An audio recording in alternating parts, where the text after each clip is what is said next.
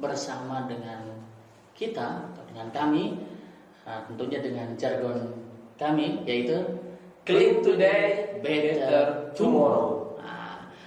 Sahabat lingkungan, pada kesempatan kali ini kita akan berbincang-bincang, ngobrol bareng dengan Pak Ali Nurdin. Tentunya beliau adalah pakar dalam pengelolaan sampah. Pada kesempatan kali ini kita akan berbincang-bincang dengan Mr. Ali terkait dengan insinerasi. Tapi sebelum ke materi berikut, kita akan tanyakan dulu kabar Pak Ali untuk hari ini. Bagaimana Pak?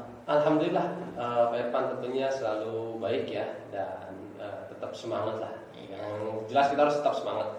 Tetap kita harus semangat, tentunya semangat untuk menjaga lingkungan kita.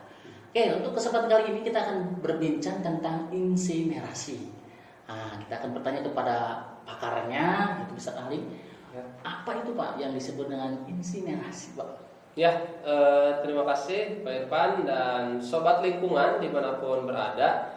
Mungkin ini insinerasi itu merupakan satu istilah yang belum familiar gitu ya Pak ya. Betul. Ya, atau mungkin familiarnya hanya di kalangan-kalangan tertentu saja.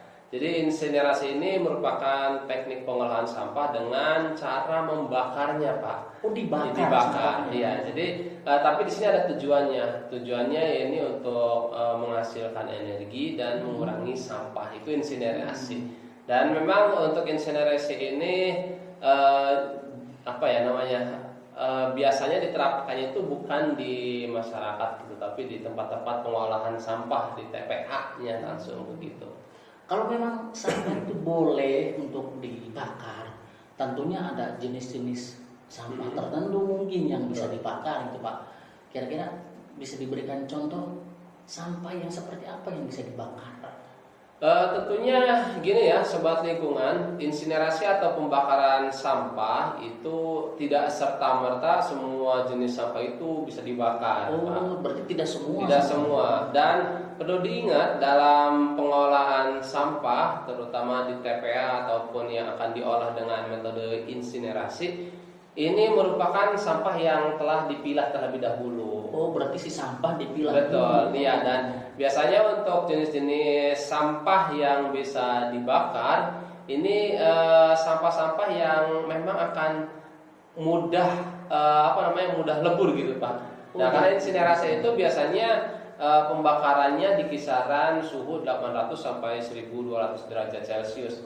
Artinya nanti sampah-sampah tertentu yang sudah dipilah itu kemudian ada yang diinsinerasi atau dibakar, kemudian ada juga yang memang tidak dibakar, artinya diolah dengan cara lain gitu. Semisal mungkin untuk sampah plastik bisa dibakar, tapi bisa juga dimanfaatkan untuk proses daur ulang, artinya ya itu bisa dimanfaatkan untuk daur ulang terlebih dahulu. Nah, kemudian sampah-sampah logam, kaca, nah itu juga bisa daur ulang terlebih dahulu. Tetapi untuk jenis sampah-sampah yang memang sulit lebur gitu ya ketika dipanaskan, itu tidak direkomendasikan. Seperti tadi sampah logam, kemudian sampah-sampah besi gitu ya, itu tidak direkomendasikan karena sulit lebur gitu.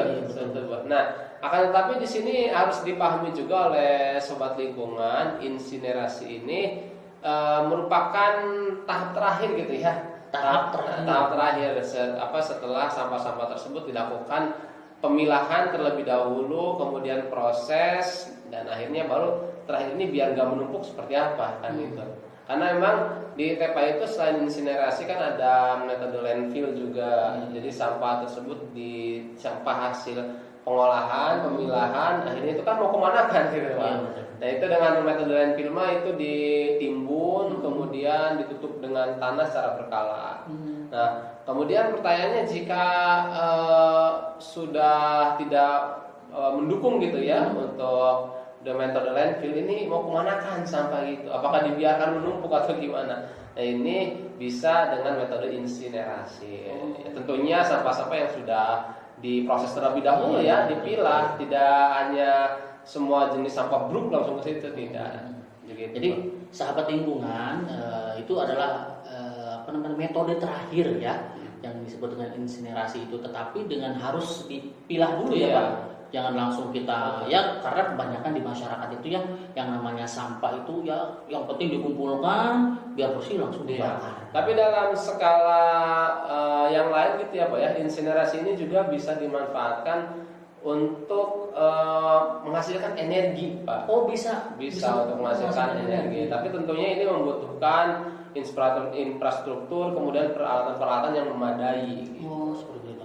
Nah kemudian apakah dengan cara insinerasi atau pembakaran ini itu menjadi solusi di masyarakat khususnya kan namanya juga masyarakat itu pasti menghasilkan sampah gitu kan? Apakah itu salah satu solusi untuk mengurangi lah setidaknya? Oke. Untuk insinerasi ini tidak disarankan dibakarnya oleh masyarakat tertentu ya. Gitu ya Pak. Artinya jadi kalau misalkan kita punya ya, di lingkungan kita lah gitu sudah di rumah misalkan dibakar, ada sampah langsung dibakar. dibakar. Nah itu bukan insinerasi. Jadi insinerasi ini bisa jangan diartikan sebagai proses membakar sampah sendiri ya Pak ya. Jadi insinerasi ini merupakan metode pengolahan sampah dengan cara dibakar, kemudian bisa menghasilkan energi juga, dan prosesnya tersebut di dalam ruangan ataupun di dalam satu ruangan dan kemudian dibakar dengan suhu yang tinggi 800 sampai 1200 derajat Celcius. Artinya bukan pembakaran yang seperti dibayangkan tadi ya. Ya kalau itu kan memang sampahnya juga belum terpilah Pak biasanya. Iya betul.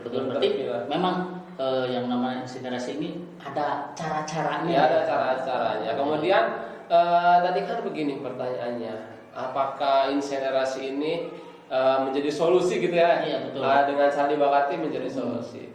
Memang untuk insinerasi ini terdapat pro kontra Pak untuk insinerasi. Di mana memang untuk pro ataupun kelebihan dari insinerasi ini dapat mengurangi sampah secara signifikan gitu ya Pak ya.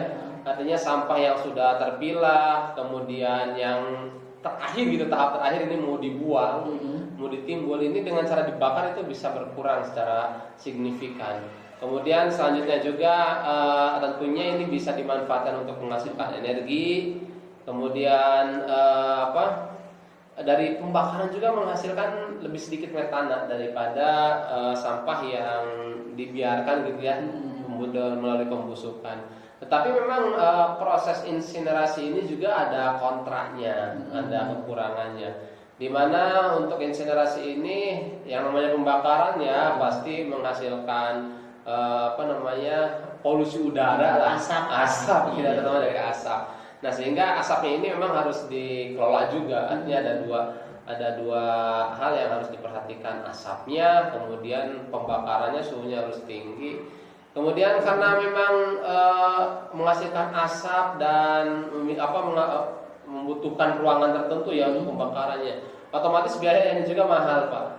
Artinya memerlukan biaya lah. Tentunya ya. Iya memerlukan biaya karena kan peralatan dan infrastrukturnya yang dibutuhkan untuk mengolah tadi harus membutuhkan biaya seperti itu.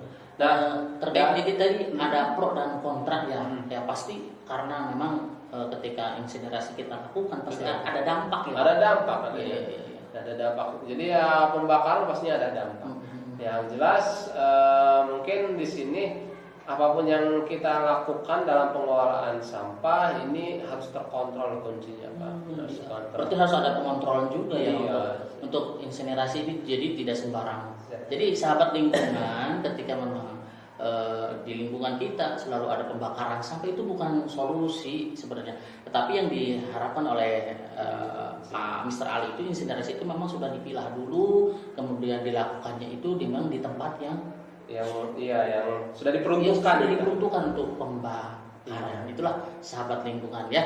Jadi kita harus tetap menjaga lingkungan, bijak kelola sampah. Clean Clean today, better tomorrow.